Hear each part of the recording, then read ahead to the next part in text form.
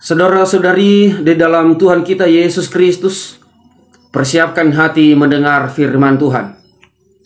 Damai sejahtera Allah yang melampaui segala akal akan memenuhi hati dan pikiranmu di dalam Kristus Yesus. Amin. Firman Tuhan yang akan kita renungkan dibaca dari kitab Yesaya pasal 62 ayat pertama sampai ayat kelima. Beginilah firman Tuhan. Oleh karena Sion aku tidak dapat berdiam diri, dan oleh karena Yerusalem aku tidak akan tinggal tenang, sampai kebenarannya bersinar seperti cahaya, dan keselamatannya menyala seperti suluh. Maka bangsa-bangsa akan melihat kebenaranmu, dan semua raja akan melihat kemuliaanmu, dan orang akan menyebut engkau dengan nama baru yang akan ditentukan oleh Tuhan sendiri. Engkau akan menjadi mahkota keagungan di tangan Tuhan, dan serban kerajaan di tangan Allahmu. Engkau tidak akan disebut lagi yang ditinggalkan suami, dan negerimu tidak akan disebut lagi yang sunyi. Tetapi engkau akan dinamai yang berkenan kepadaku, dan negerimu yang bersuami, sebab Tuhan telah berkenan kepadamu, dan negerimu akan bersuami. Sebab seperti seorang muda belia menjadi suami seorang anak dara, demikianlah dia yang membangun engkau akan menjadi suamimu. Dan seperti girang hatinya seorang mempelai melihat pengantin perempuan, demikianlah Allahmu akan girang hati atasmu. Demikian pembacaan nats firman Tuhan. Saya menyapa saudara-saudari di dalam Tuhan. Salam. Tema firman Tuhan yang kita renungkan adalah bangsa-bangsa melihat kebenaran dan kemuliaan Tuhan. Saudara-saudari di dalam Tuhan kita Yesus Kristus, kunci bahagia dalam hidup ini adalah kehadiran Tuhan dalam kehidupan kita. Kita dapat menjalani kehidupan kita dengan kekuatan, sukacita, damai sejahtera oleh karena hadirnya Tuhan menyertai kita dalam kehidupan kita. Tetapi jika Tuhan meninggalkan manusia, Tuhan tidak tinggal bersama-sama dengan manusia, maka manusia akan menjadi lemah karena manusia tidak dapat melakukan kehidupannya, tidak dapat dan tidak mampu menjalani kehidupannya dengan kekuatannya sendiri. Sumber kekuatan utama adalah dari Allah. Jika tidak ada Allah menyertai manusia, maka manusia akan menjadi lemah, cepat putus asa. Hati manusia dikuasai oleh kejahatan, nafsu dunia, kedagingan, sehingga berbagai kejahatan akan dilakukan manusia sesuka hatinya. Jika Tuhan tidak ada dalam kehidupan manusia, maka manusia akan mengalami penderitaan, beban hidup silih berganti, mengalami keterpurukan hidup karena tidak ada kekuatan Tuhan. Tetapi begitu hadirnya Tuhan dalam hidup manusia, maka manusia akan merasakan sukacita, damai sejahtera dalam kehidupannya. Kebutuhannya akan tercukupi. Ia akan mengalami kekuatan yang baru setiap aktivitas untuk mencari kebutuhan. Sebab itu saudara-saudari, kita akan selalu memohon. Mohonlah selalu kehadiran Tuhan dalam kehidupanmu. Dengan cara taatlah kepada Tuhan. Cintailah Tuhan. Biarkanlah Tuhan bertahta dalam kehidupanmu, yang mengatur hati dan pikiranmu. Biarlah Tuhan yang mengatur semuanya itu. Dan Tuhan akan mencintai hidupmu. Tuhan akan hadir di tengah-tengah keluargamu, menyertai setiap perjalanan kehidupanmu, menyertai aktivitasmu, dan engkau akan merasakan bahagia. Yesaya pasal 62 ini adalah cinta kasih Tuhan terhadap umatnya. Ia akan memulihkan keadaan Sion. Ia akan mengembalikan keadaan kota Yerusalem dengan cara akan mengambil kembali umatnya Israel yang telah terbuang di bangsa lain. Yang sebelumnya bangsa Israel adalah bangsa pilihan Allah.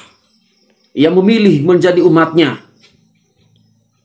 Tetapi oleh karena hati umatnya Israel yang selalu melawan Tuhan, memberontak kepada Tuhan, tidak percaya kepada kekuatan Tuhan, itulah sebabnya Tuhan meninggalkan mereka.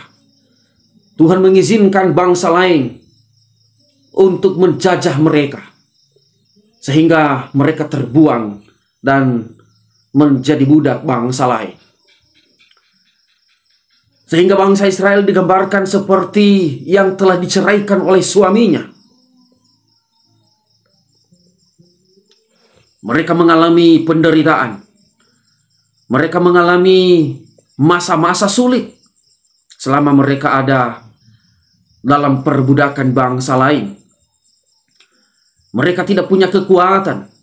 Mereka tidak memiliki damai sejahtera dalam hidup.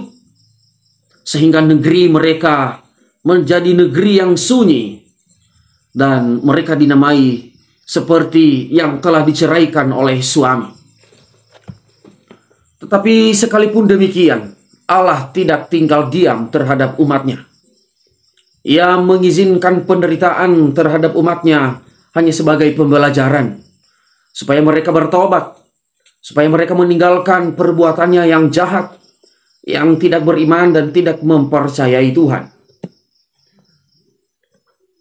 Di balik murka Allah, di balik amarah Allah terhadap umatnya, Ia juga tetap mencintai umatnya. Dalam penderitaan mereka yang dialami oleh bangsa Israel, Allah tidak tinggal diam. Itulah sebabnya melalui Nabi Yesaya, Ia menyampaikan berita cinta kasih-Nya, pemulihan terhadap umatnya. Allah tidak dapat berdiam diri karena Ia akan memulihkan keadaan Sion. Tidak akan berdiam diri oleh karena Yerusalem. Tuhan akan memulihkannya kembali. Tuhan Allah akan memulihkan bangsa Israel sehingga keadaan Yerusalem akan bersinar seperti cahaya. Bangsa Israel, umatnya, akan diselamatkannya. Keselamatan mereka menyala seperti suluh. Sehingga nanti bangsa-bangsa lain akan melihat kebenaran umatnya. Raja-raja akan melihat kemuliaan Sion.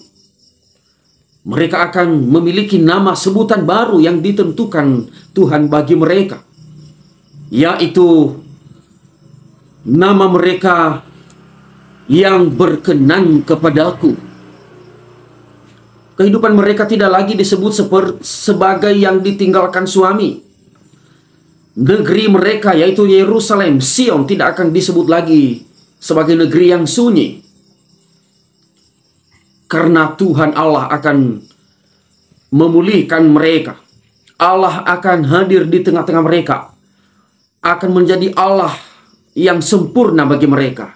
Dan Allah juga mau mereka akan menjadi umatnya yang taat. Umatnya yang mau melakukan segala perintah Allah. Sehingga keadaan Sion dipulihkan. Dan di negeri mereka akan hidup. Di negeri mereka akan merasakan kasih cinta Tuhan yang indah dan yang sempurna. Sehingga digambarkan seperti seorang muda belia menjadi suami seorang anak darah. Demikianlah Allah akan membangun umatnya, membangun Sion kembali. Ia akan menjadi suami bagi mereka. Ia akan menjadi kekuatan bagi mereka. Sehingga umatnya mengalami sukacita yang luar biasa. Seperti seorang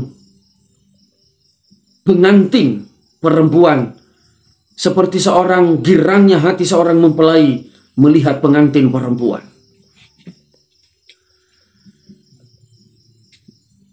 Seperti itulah dan inilah keadaan kehadiran Allah bagi umatnya. Jika Allah berkenan mencintai umatnya, maka ia akan melakukannya. Sekalipun umatnya kadang membencinya, kadang tidak taat, memberontak kepadanya, tetapi di balik itu cinta kasih Tuhan tidak akan pernah terputus. Ia akan selalu mencari cara untuk memulihkan, karena bagaimanapun juga umatnya tetap umatnya, pilihannya tetap pilihannya. Kehidupan kita, saudara-saudari, telah dipulihkan juga oleh Tuhan. Dengan kematiannya di atas kayu salib, ia rela meninggalkan tahtanya dari kerajaan sorga. Ia menjadi manusia, turun ke bumi. Ia menyamakan dirinya seperti manusia, dengan tujuan untuk memulihkan keadaan dunia ini, untuk memulihkan keadaan kita, keadaan manusia yang penuh dengan dosa. Oleh karena pemberontakan manusia yang tidak taat kepada Allah, Allah meninggalkan manusia. Tetapi oleh karena kasih-Nya yang besar, oleh karena kasih-Nya yang sempurna, ia memulihkan keadaan umatnya kembali. Sekali lagi, melalui penderitaannya, kematiannya di atas kayu salib, ia telah memulihkan kita. Saudara-saudari yang terkasih dalam Tuhan kita Yesus Kristus, pemulihan telah kita rasakan. Keadaan kita telah dipulihkan Tuhan. Tuhan telah ada di tengah-tengah kita. Tuhan telah menyertai kita. Sekarang kita juga harus mencintai Allah. Kita juga harus merespon kasih Allah itu. Jika Allah mencintai kita, mari kita juga mencintai Dia. Mari kita tinggal di dalam Dia, maka Tuhan nanti akan tinggal di dalam kita. Jika Tuhan telah memulihkan kita melalui kematiannya di atas kayu salib, kita percaya dalam kehidupan kita sehari-hari, Tuhan pasti akan memulihkan kita.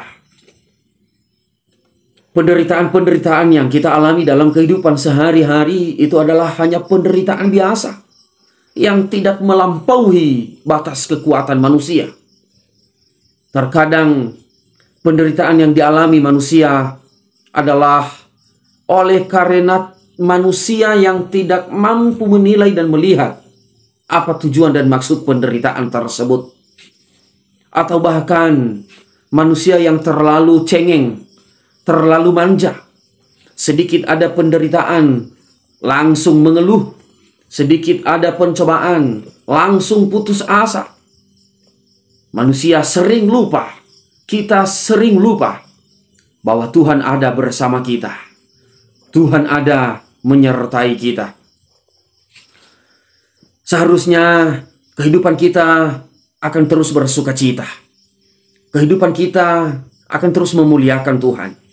Semenjak kita telah beriman dan percaya kepada Tuhan kita Yesus Kristus, disitulah kita akan merasakan sukacita karena Tuhan tidak pernah meninggalkan kita.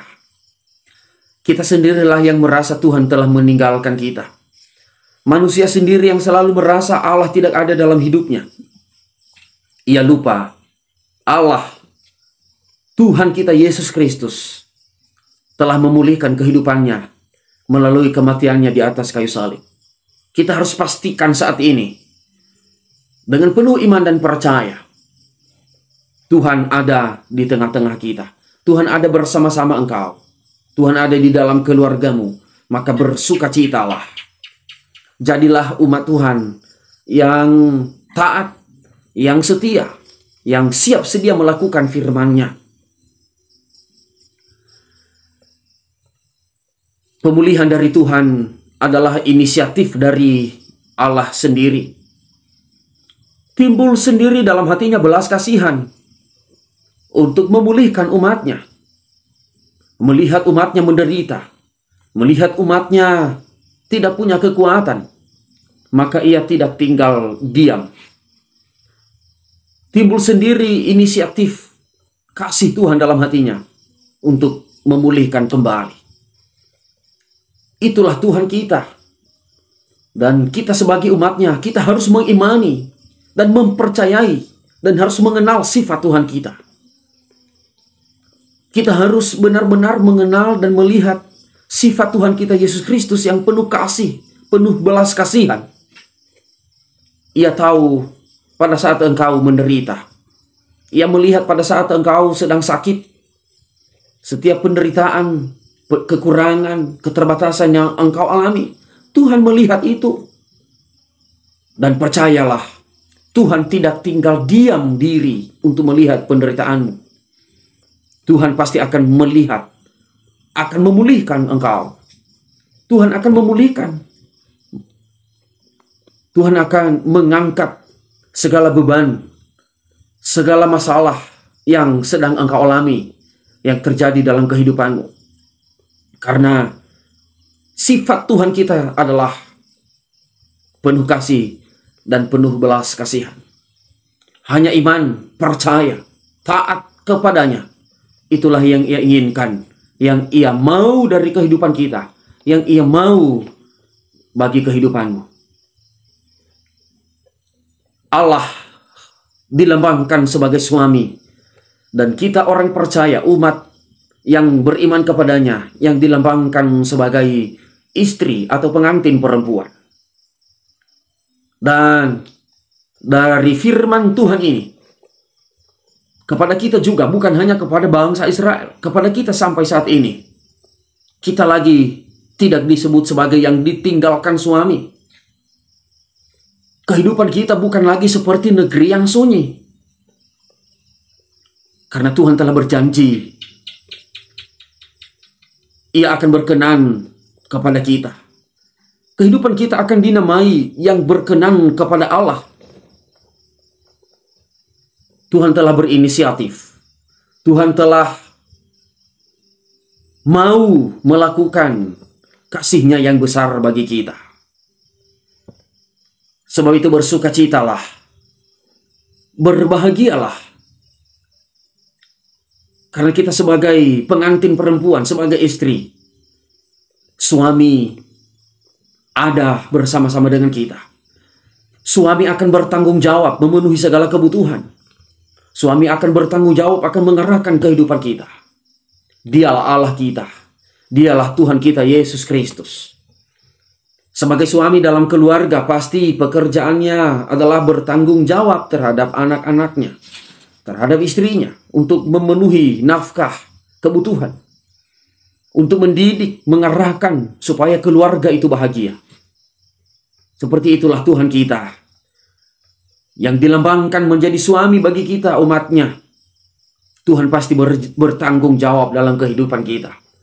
Tuhan pasti akan mengarahkan kehidupan kita, hati, pikiran kita kepada hal-hal yang baik. Dan kita juga sebagai istri atau yang dilambangkan sebagai pengantin perempuan yang harus tunduk, taat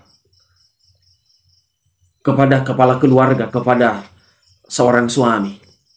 Sebab itu saudara-saudara, Tuhan telah memulai mencintai kita, dan kita juga harus mencintai Allah sepenuhnya, sehingga kita merasakan bahagia, merasakan sukacita, damai sejahtera dalam kehidupan kita. Sekali lagi, Tuhan tidak pernah meninggalkan kita lagi.